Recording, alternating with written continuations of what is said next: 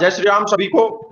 मेरा नाम राजकुमार यादव है और मैं गुना मध्य प्रदेश में रहता हूं और ओबीसी जन कल्याण संघ का मैं जिलाध्यक्ष हूं और सनातन को लेकर के जो भी मेरे स्तर से बनता है मैं उन कार्यों में लगभग सक्रिय रहता हूं कि हिंदू समाज इतना सहनशील है कि वो अपने धर्म स्थानों की, अपने संत महापुरुषों के अपमान को सहन कर लेता है और हमारी जो सज्जनता है, हमारी जो सहनशीलता है, उसे कहीं ना कहीं एक कायरता के रूप में देखा जा रहा है। देखिए, चाहे हमारे कोई भी संत महापुरुष रहे हो, चाहे महाराणा सांग जिन्होंने अपने धर्म, अपने राष्ट्र की रक्षा के लिए मुगलों से लुभा लिया और 40 दिनों तक उनके ऊपर इतना अत्याचार किया गया, उनको इतना सताया गया और अंत में उन्हें मार दिया गया।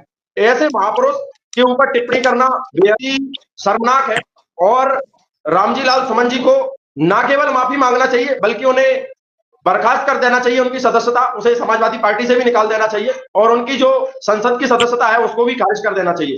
और हिंदुओं को जो है, सनातनियों को जो है, वो इतना कायर नहीं होना चाहिए। मैं भी गुना में रहता हूं और गुना में अभी वर्तमान समय में इतने तनावपूर्ण माहौल बने हुए कि हनुमान जयंती का जुलूस जा रहा था और जुलूस निकल रहा था तो जुलूस में एक समुदाय विशेष की तरफ से पत्थरबाजी की गई और जो व्यक्ति हनुमान बना हुआ था, हनुमान जी के किरदार में था, उसको दौड़ा दौड़ा करके पीटा गया, बैठकों से उसको मारा गया और कई लोगों के ऊपर फरसे, लाठियां बरसाए गए।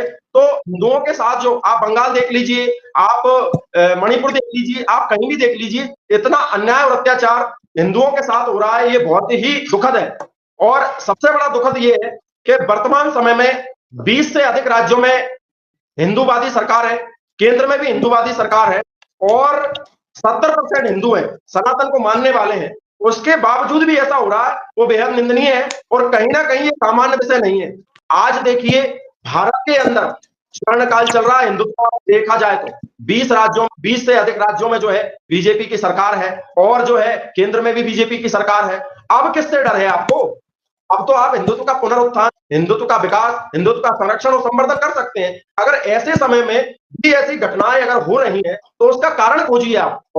और वर्तमान समय में जो सरकार है वो केवल और केवल हिंदुत्व के नाम पे रोटियां सेक रही है और जो प्रधान सेवक जी हैं उनका भी कहीं ना कहीं दोहरा चरित्र जनता के सामने आ रहा है। मैं आपको प्रत्यक्ष उदाहरण बताता हूं और प्रमाण के साथ बताता हूं। अभी 11 अप्रैल को अशोकनगर जिला है मध्य प्रदेश में, वहां पे अद्वैत मत का बहुत बड़ा आश्रम है और उस आश्रम में एक सार्वजनिक कार्यक्रम था, 5वीं पातशाही की जयंती समारोह था। तो वहां पे प्रधानमंत्री जी मुख्य अतिथि थे। तो उन्होंने मंच से हजारों लोगों के बीच में कहा कि हमारे देश की, हमारी संस्कृति की, हमारी महानता की रीढ़ है हमारे आश्रम, हमारे गुरुकुल, हमारे और इनको संरक्षण देना और इनको बढ़ावा देना ये हम सभी की नैतिक जिम्मेदारी है।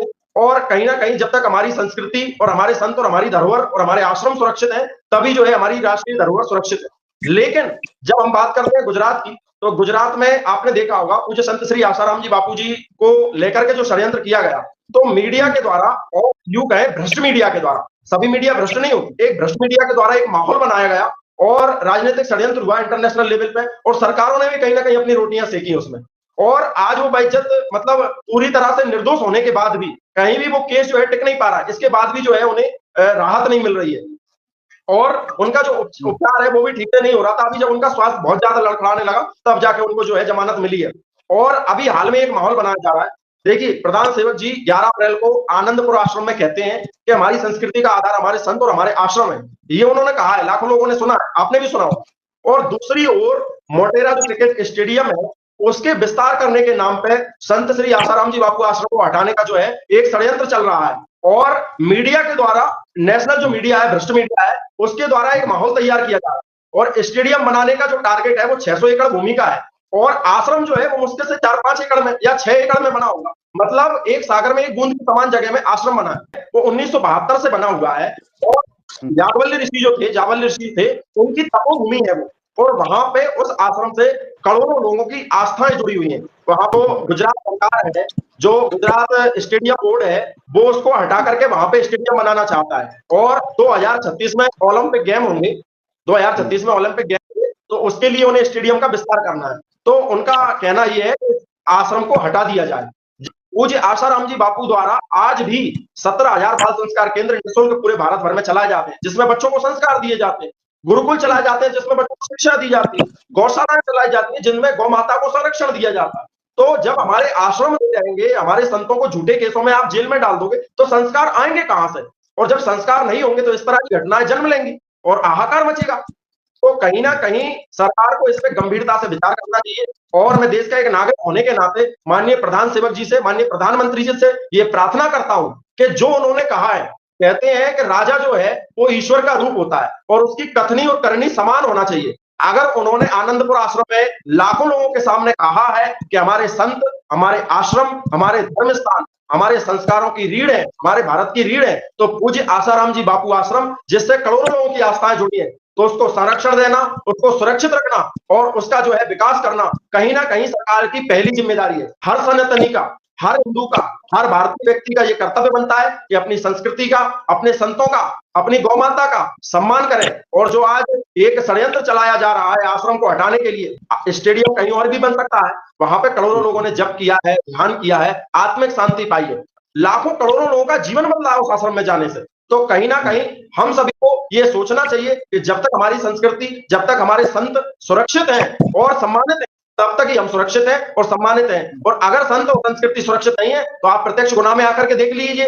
हनुमान बने युवक को दौड़ा दौड़ा करके पीटा गया है, मध्य से तलवारें लहराई गई हैं और मात्र 30 से 40 लोगों ने 500 लोगों को दौड़ा दौड़ा करके पीटा है। ये हालात देश के अंदर बने हुए हैं। कहां गया था प्रशासन? क्या सरकार की कोई नैतिक जिम्मेदारी नहीं बनती देश में शांति स्थापित करने की? तो सरकार को सोचना चाहिए कि संतों का सम्मान करें, संतों को आदर दें और जो संस्कृति के, जो देशभक्ति के जो उद्गम स्थल है, ऐसे आश्रमों का संरक्षण करें। और सरकार कोई भी रही हो, चाहे वो बीजेपी की रही हो, चाहे कांग्रेस की रही हो, सनातन के प्रति सदैव उनका रवैया रहा है। बात जब कोई भारतीय हिंदू संतों की आती है तो 12-12 साल पुराने केस दर्ज हो जाते हैं। पूज्य आसाराम जी बापू जी के ऊपर जो केस लगा है गुजरात वाला, वो 12 साल, मतलब आप सोच लीजिए, इतना हास्यास्पद केस आपको विश्व के इतिहास में नहीं मिलेगा कि कोई महिला आके कहे कि मेरे साथ ऐसा ऐसा किया। बोले कब किया?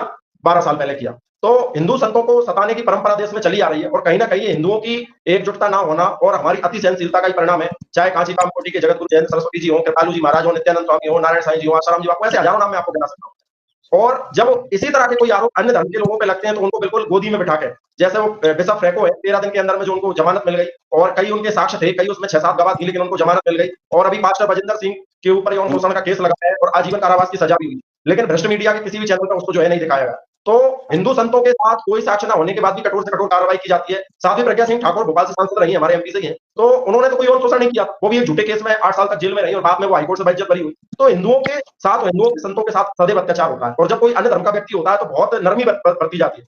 और जब कोई नेता होता है या कोई न्याय प्रक्रिया से जुड़ा व्यक्ति होता है, चाहे वो कुश्ती का राष्ट्रीय अध्यक्ष हो, चाहे वो मीडिया जगत का व्यक्ति हो, चाहे वो फिल्म इंडस्ट्री का व्यक्ति हो, चाहे वो किसी सुप्रीम कोर्ट का पूर्व न्यायाधीश हो, उसके लिए जो है कानून ही बदल जाता है, उसकी गिरफ्तारी नहीं होती है, उसके लिए कमेटी बन जाती है और कमेटी 2 दिन के अंदर में, 4 दिन के अंदर में क्लीन चिट दे देती है। और आतंकवादियों के लिए जो है रात में 2 बजे हमारी सुप्रीम कोर्ट खुल जाती है। और अभी आदरणीय मानी भाई बता रहे थे कि बापू जो है आसाराम जी, उनके भांजे को मुखाग्नि देने के लिए भी उनको 1 दिन के लिए नहीं छोड़ा गया। तो ये कहीं ना कहीं सरकारों का दोगलापन है और सरकारों को और सरकार के जो हुक्मरान बैठे हुए हैं उनको अपनी कथनी करनी समान रखना चाहिए। ऐसा दोगला रवैया संतों और संस्कृति के प्रति नहीं रखना चाहिए, क्योंकि संत सुरक्षित है और संस्कृति सुरक्षित है तो वो सुरक्षित है, आज नहीं तो कल, वो सदा रहने वाली सत्ता है नहीं है।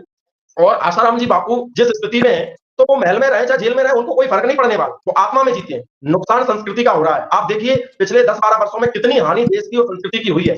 आज से 10-12 साल पहले ऐसे हालात नहीं बनते थे देश के अंदर। आज लोग धर्म के नाम पर लड़ रहे हैं, के नाम पर लड़ रहे हैं, समूह के नाम पर लोग लड़ रहे हैं और ये सब संस्कारों के अभाव में हो रहा है। और कोई साक्ष्य नहीं, मेडिकल में कोई साक्ष्य नहीं, इसके बाद में लड़की के बयानों में भिन्नता है, डीसीपी अजय पाल लामा है वो स्पष्ट रूप से कह रहे हैं। तो इन सारी चीजों पे बुद्धिजीवी लोगों को विचार करना चाहिए और पूज्य आसाराम जी बापू और ऐसे सभी संतों के साथ में जो है खड़ा होना चाहिए। और जो भ्रष्ट मीडिया के द्वारा पास्टर बजिंदर सिंह जिसने कई लोगों का धर्मांतरण कराया और पाखंड का खुलेआम जो धंधा चलाता था, पाखंड का खुलेआम धंधा चलता था, तो ऐसे लोगों के खिलाफ भी आवाज उठाना चाहिए। और जो आश्रमों को नष्ट करने का, आश्रमों को बर्बाद करने का और खेल के ग्राउंड के रूप में उन्हें विकसित करने का जो षड्यंत्र चल रहा है, उसके खिलाफ भी हम सबको खड़ा होना चाहिए। और अपनी संस्कृति और अपने राष्ट्र को अगर हम लोग ही नहीं बचाएंगे तो कौन बचाएगा?